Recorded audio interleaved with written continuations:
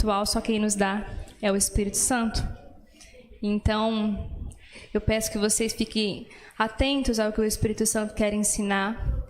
Para mim também é muita responsabilidade trazer uma palavra diante de um pastor tão estudioso da palavra do Senhor. Mas, como eu disse no começo, quem faz a obra é o Espírito Santo, a palavra é a mesma. Amém? Eu convido vocês a ler comigo livro de Apocalipse, no capítulo 3.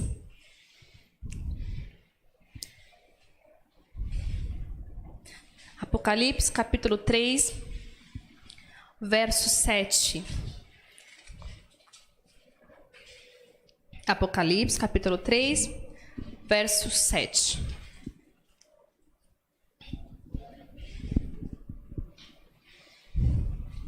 Amém? Todos acharam?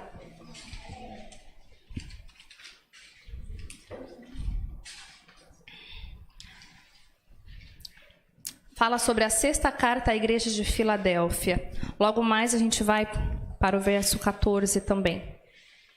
Apocalipse 3, verso 7, que diz assim: E ao anjo da igreja que está em Filadélfia escreve: Isto diz o que é santo, o que é verdadeiro, o que tem a chave de Davi, o que abre e ninguém fecha, e fecha e ninguém pode abrir.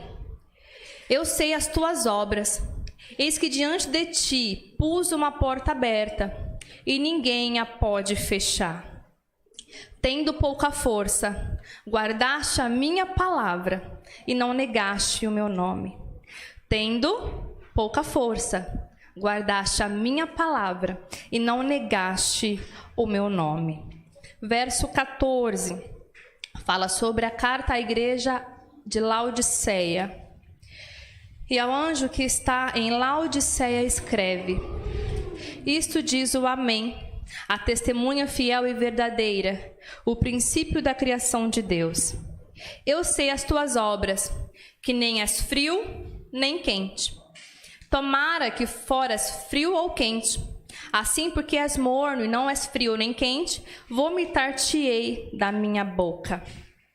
Verso 19. Eu repreendo e castigo a todos quantos amo. Sê, pois, zeloso e arrepende-te. Eis que estou à porta e bato. Se alguém ouvir a minha voz e abrir a porta, entrarei em sua casa e com ele cearei, e ele comigo. Amém? A igreja pode se assentar.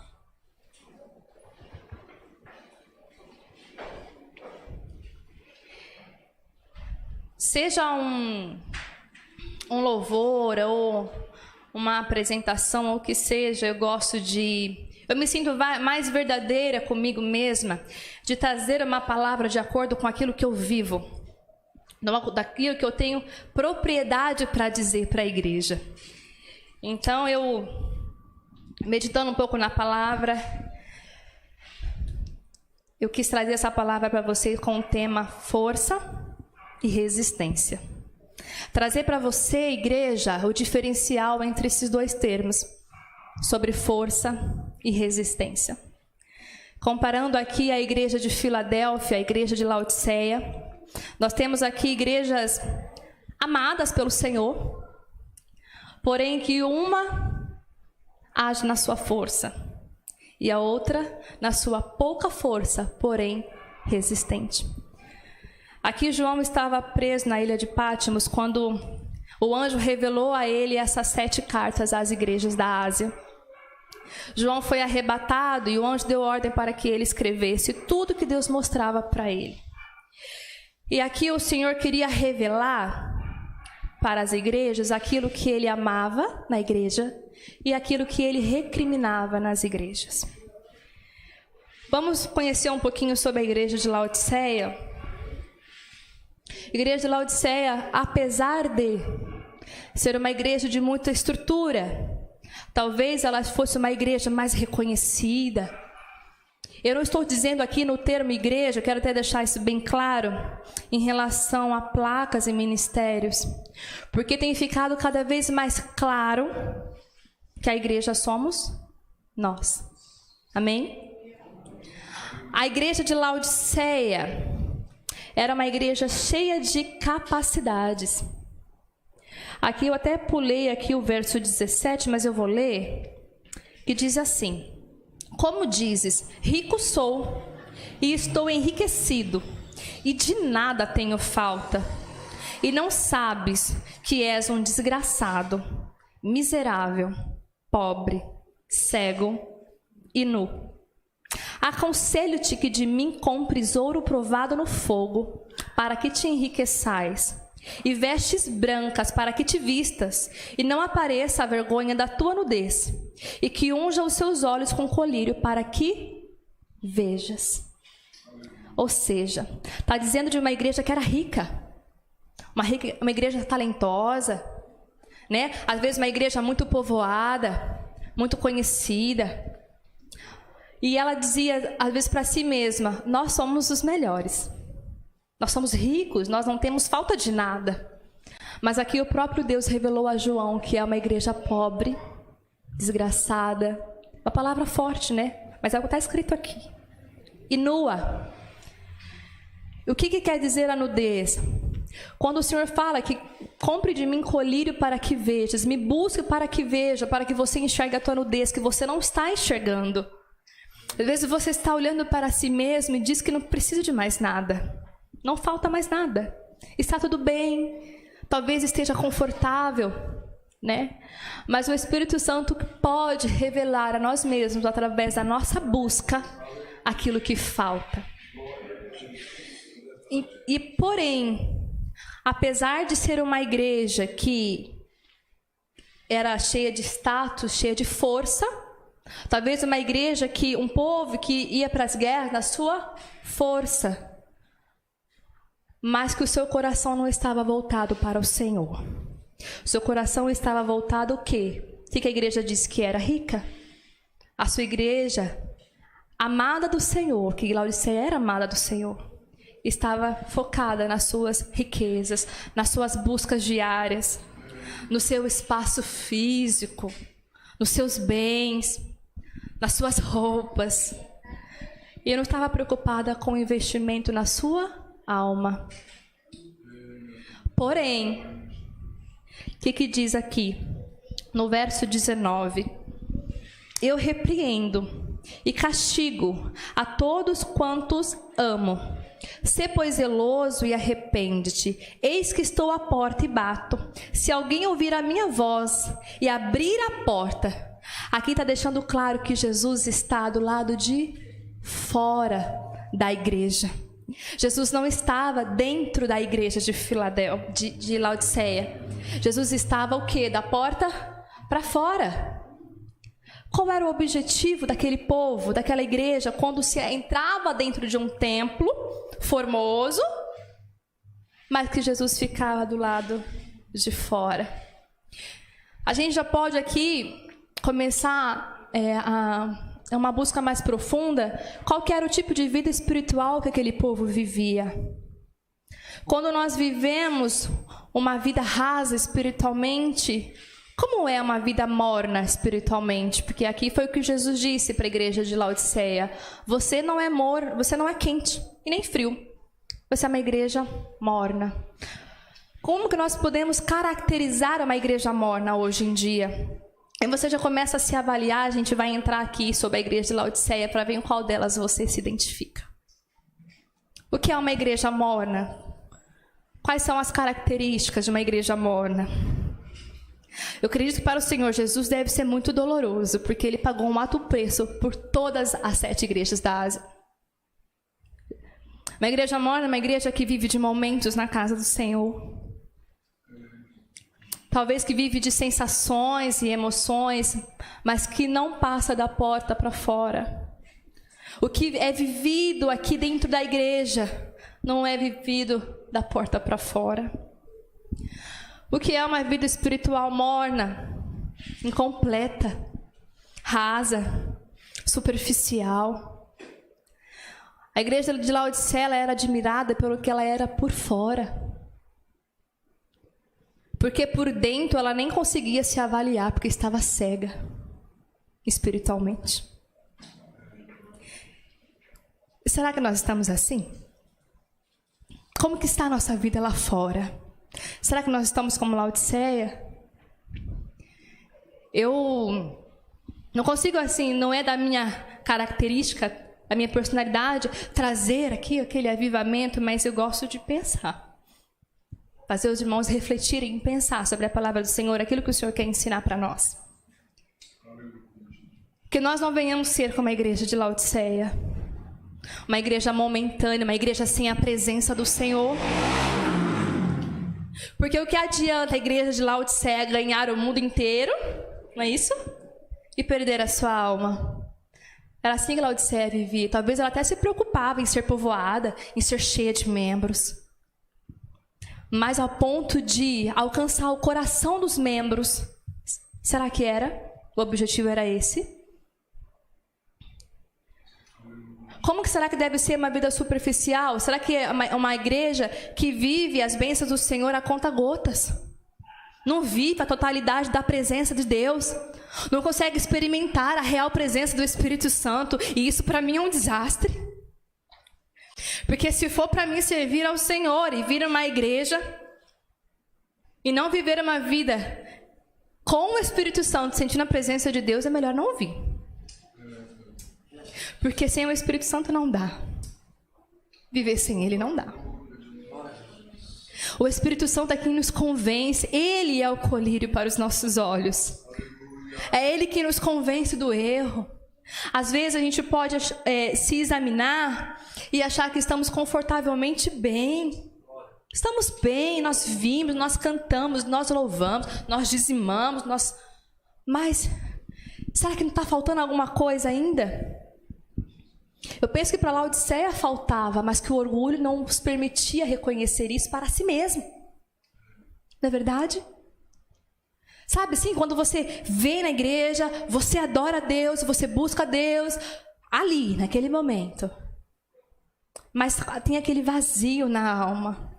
Aquela sensação que está faltando alguma coisa. Aleluia. Esse vazio, só o Espírito Santo pode preencher.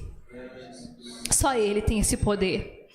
Não é na sua força humana, não é no seu talento, não é no seu intelecto, não é nas suas riquezas, não é nas suas conquistas, não é nos seus talentos, não é no seu potencial. Por mais que você busque aperfeiçoar os seus conhecimentos, nada disso vale sem a presença do Espírito Santo. Não surte efeito. Se nós formos analisar agora a igreja de Filadélfia, bem o oposto da igreja de Laodiceia, aqui no verso 8 diz assim: Eu sei as tuas obras. Eis que diante de ti pus uma porta aberta e ninguém a pode fechar. Tendo pouca força, guardaste a minha palavra e não negaste o meu nome. A igreja de Filadélfia, eu não estudei profundamente sobre a estrutura física da igreja, mas eu acredito que seja uma igreja mais simples. Talvez uma igreja que não fosse tão povoada como a igreja de Laodiceia.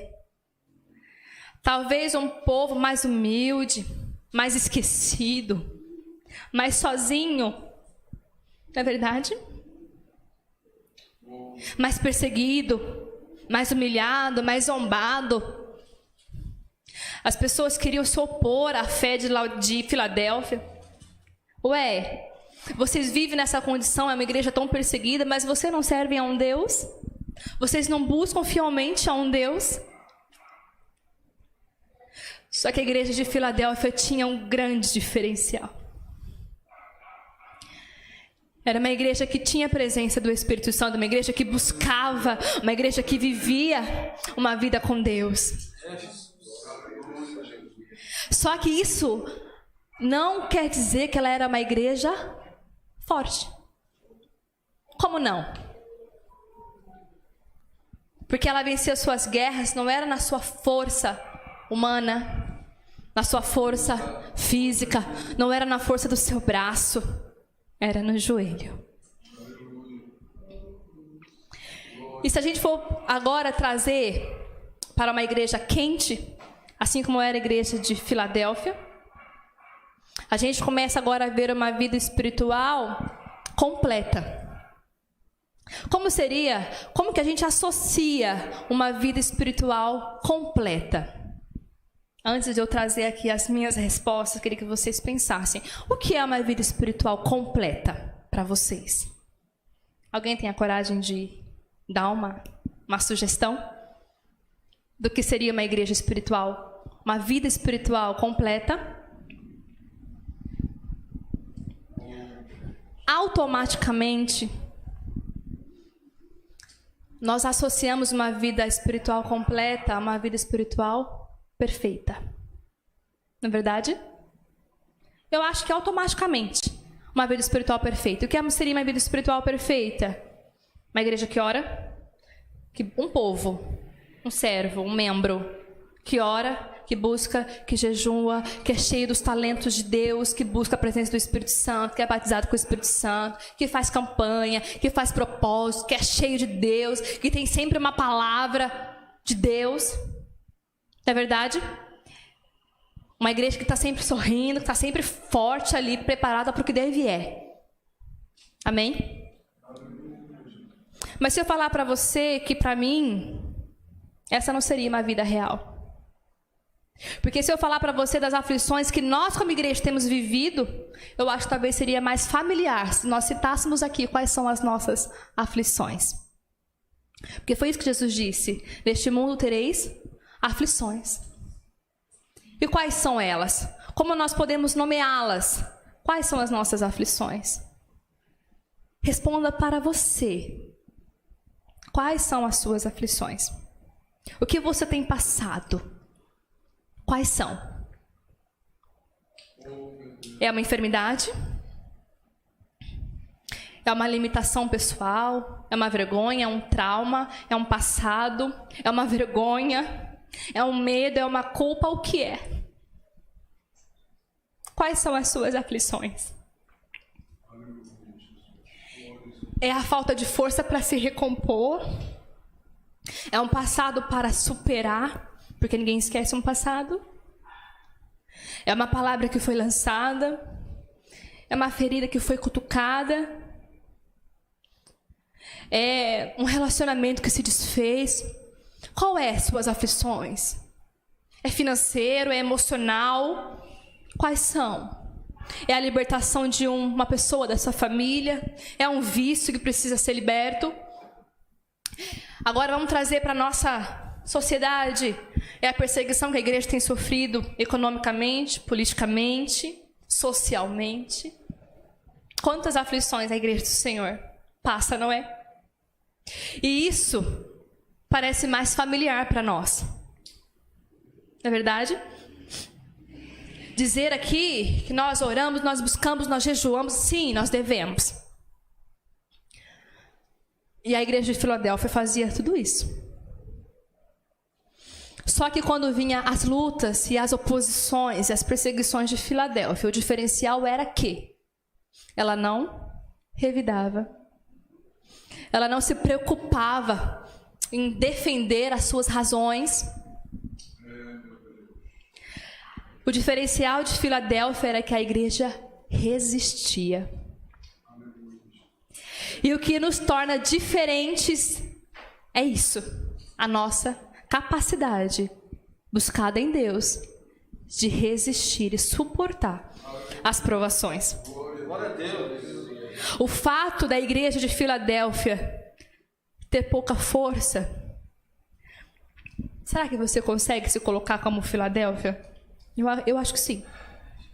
A sua pouca força, você está aí se rastejando, se esforçando, abrindo mão de muitas coisas para permanecer no propósito de Deus para nós como igreja.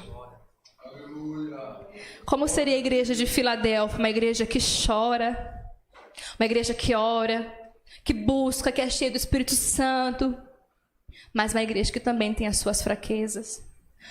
Porque se nós trazemos para uma vida real, né? Porque nós não vivemos de utopia, nós não vivemos num conto de fadas. A igreja do Senhor, ela não é perfeita, não.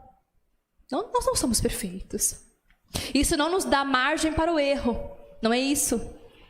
O que eu quero trazer para você é que mesmo na sua pouca força, continue. Resista. Insista. Persevera. Sabe? Não consegue correr, anda, rasteja, vai com os 2 joelhos, vai com uma perna só, mas vai. Às vezes nós nos preocupamos. Eu vi uma frase essa semana e fez muito sentido. Às vezes a gente se preocupa tanto em estar tão bem preparados para nos apresentar a Deus, que às vezes pela falta de força, às vezes de nos colocarmos para orar e para buscar, o diabo encontra espaço na nossa mente para nos afastar desse momento de comunhão com Deus. Você não tem orado, você não tem buscado, você não tem feito nada e agora você quer se colocar para orar e pedir alguma coisa? Não é verdade? Satanás tem agido tão furiosamente para atacar a nossa mente, que se a gente não tiver alicerçado, não tiver conhecimento da palavra de Deus, o diabo consegue. E como é que nós conseguimos blindar a nossa mente sobre as ciladas de Satanás? Tendo conhecimento da palavra. E tendo intimidade com o Espírito Santo para reconhecer a voz que está aqui, batendo nos seus ouvidos. Então, o que eu quero dizer para você? O que nos diferencia é a presença de Deus na nossa vida. Não quer dizer que nós seremos ausentes de dificuldades, de lutas, que nós não seremos alvos de Satanás, que nós não seremos alvo das acusações, das perseguições, das lutas, não. Nós somos alvos disso todos os dias. O que nos diferencia é como nós reagimos às dificuldades. Isso também não quer dizer, eu sempre gosto de trazer um paralelo, isso não quer dizer que nós sempre estaremos ali resistindo, bater disco, nós vamos fraquejar. Nós vamos, Senhor, não aguento mais. Senhor, está doendo. Senhor, até quando? Até quando eu vou ficar batendo na porta e ela não abre? Não é verdade? Até porque o tempo de Deus não é o nosso. E a nossa mente é incapaz de conhecer os meios que o Senhor tem de trabalhar. Por mais que você tenha conhecimento de Gênesis, Apocalipse, não. Nós nunca conseguiremos compreender a magnitude do poder de Deus de pôr todas as coisas no seu devido lugar em uma só palavra. Porque se Ele quiser, Ele pode fazer isso. Para Deus é tão simples resolver os nossos problemas. Para Deus é tão simples, tão poderoso dar um basta nas nossas lutas. Se Ele quiser, basta uma palavra, o enfermo é curado. Se Ele quiser, basta uma palavra, que você é liberto. Se Ele quiser, basta uma palavra para resolver qual seja o problema. Se Ele quiser, mas e se Ele não quiser? Como que nós, como igreja, podemos reagir diante de um não do Senhor? Será que você pode dizer, como foi cantado aqui, não importa as circunstâncias, eu te adorarei?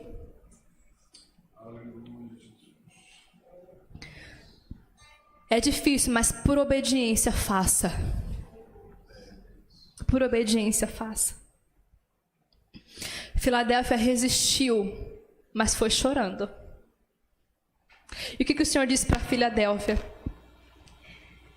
Eis que diante de ti eu pus uma porta aberta e ninguém pode fechar. Por que Deus disse isso para a igreja de Filadélfia? Porque Ele conhecia as obras de Filadélfia. Eu sei as suas obras e por conta de conhecer e saber as suas obras, eu coloquei diante de ti uma porta aberta e ninguém pode fechar. A porta já está aberta. Não significa que você vai passar por ela hoje. Não significa que você vai passar por ela amanhã. Mas a porta já está aberta. E por que às vezes nós não podemos passar por ela hoje? Porque o Senhor ainda quer nos ensinar algo. No processo que nós estamos vivendo, que você está vivendo, o Senhor quer te moldar. Quer te ensinar alguma coisa. E se você não consegue enxergar qual é o propósito disso, Pede para o Espírito Santo colocar colírio nos seus olhos. Tendo esse conhecimento mínimo aqui da igreja de Filadélfia e Laodiceia, qual você tem sido? Que tipo de igreja você tem sido? Aquela que não importa qual é a aprovação, você está ali, orando, buscando. E às vezes quando a gente fala em orar, a gente já pensa assim, automaticamente ali em meia hora de oração, né? Aquela oração fervorosa. Qual é a vida real da oração da igreja de Filadélfia? É lá no travesseiro onde ninguém vê. É verdade? É aquela oração insistente, em lágrimas, pedindo para o Senhor alcançar alguém. É aquela oração que só o Espírito Santo pode interpretar. Não é verdade? Ah, Espírito Santo, não fique sem Ele. Não fique sem o Espírito Santo.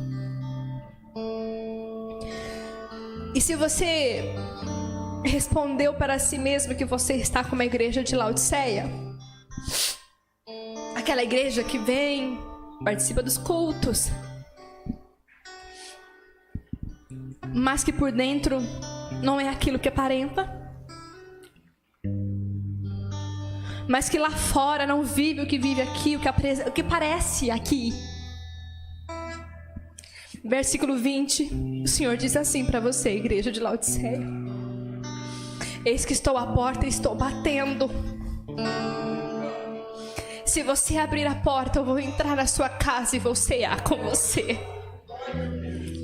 O Senhor está dizendo para a igreja de Laodiceia: mesmo que você esteja no erro, mesmo que você esteja falho, mesmo que você não tenha conseguido avançar, eu ainda te amo.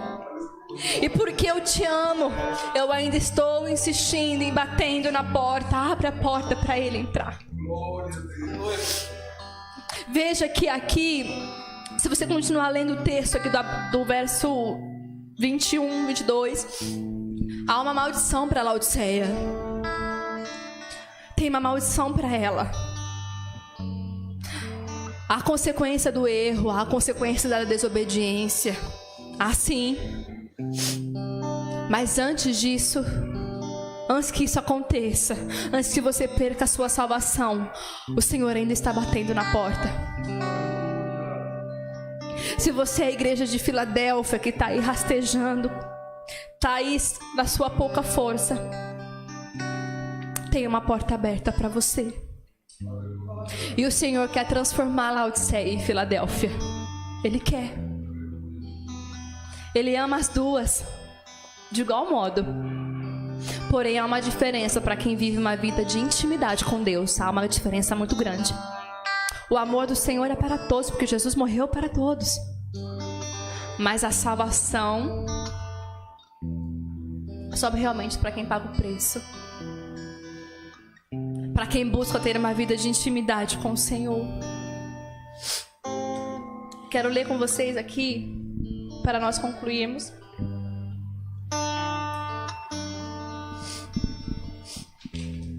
Livro de 2 Coríntios, capítulo 12, verso 9.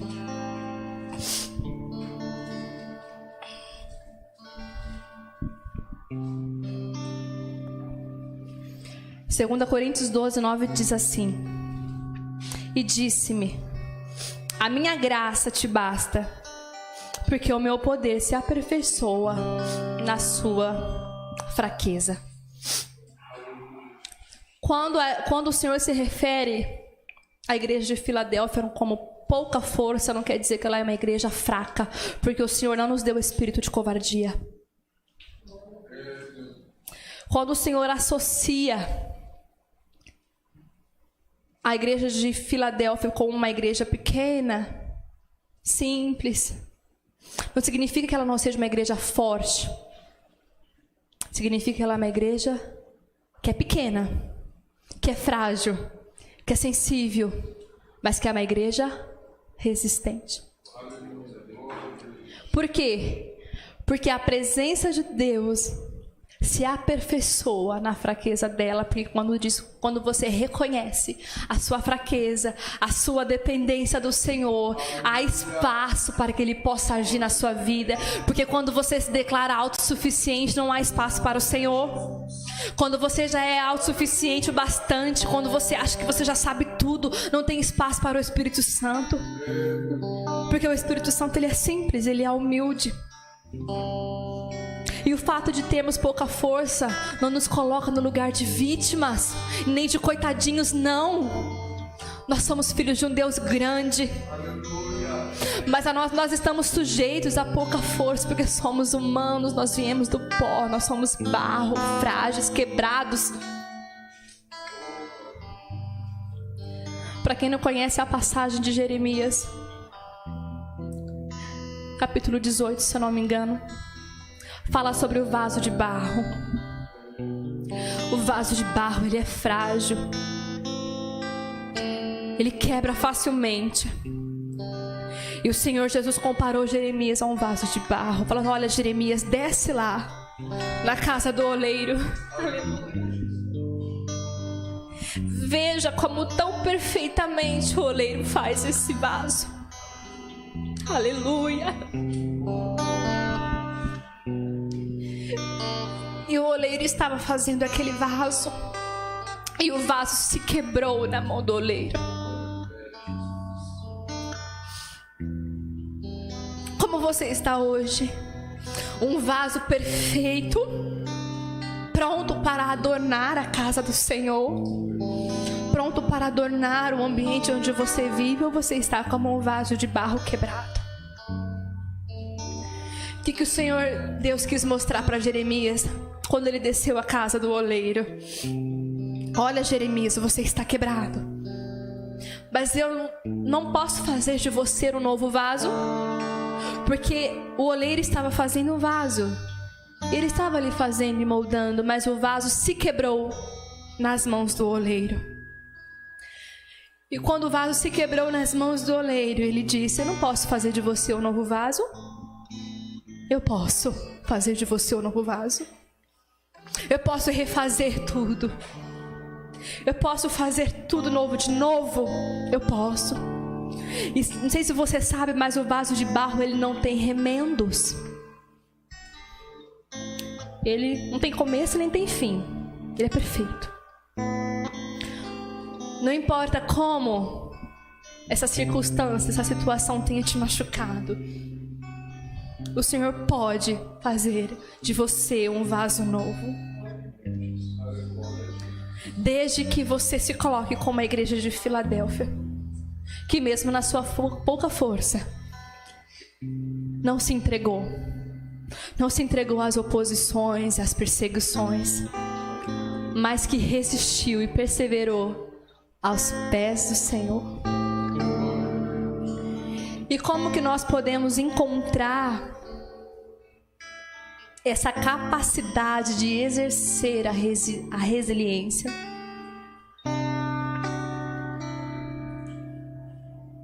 Como que nós podemos conseguir ser resilientes e resistentes diante de um cenário que estamos vivendo? Somente com a presença do Senhor. Não tem outro meio. O primeiro passo é você reconhecer para si mesmo que às vezes o orgulho cria em nós uma barreira tão grande. O orgulho, a vergonha, o medo, a culpa cria em nós uma vergonha tão grande que nos afasta do Senhor, mas isso é seta do diabo. Isso é artimanha de Satanás para encontrar espaço na tua mente e bloquear ela contra o mover do Espírito Santo. O primeiro passo é você reconhecer para si mesmo a sua dependência de Deus e clamar pela misericórdia dEle, porque Ele está batendo na porta. E para que você possa abrir essa porta para o Espírito Santo entrar, você precisa se avaliar. Como que você tem vivido? No livro de Lucas, capítulo 18, tem uma oração que eu gosto muito, que fala da parábola do fariseu e do publicano. E eu vou concluir com esse texto. Diz assim: Lucas, capítulo 18, verso 9. uma oração tão linda, tão simples e tão sincera. Diz assim: e disse também esta parábola: uns se confiavam em si mesmos, crendo que eram justos, e desprezavam os outros. Aqui nós podemos ver a igreja de Laodiceia, preste bem atenção. E disse também esta parábola: uns se confiavam em si mesmos, crendo que eram justos, e desprezavam os outros. 2 homens subiram ao templo a orar, um fariseu e o outro publicano. O fariseu estava em pé, orava consigo desta maneira, preste atenção: ó Deus, graças te dou, porque não sou como os demais homens, roubadores, injustos e adúlteros, nem ainda como este publicano. Jejuo 2 vezes na semana, dou os dízimos de tudo quanto possuo. O publicano, porém, estando em pé, de longe, nem ainda queria levantar os seus olhos, mas batia no peito, dizendo: ó Deus, tem misericórdia de mim, pecador. Digo-vos que este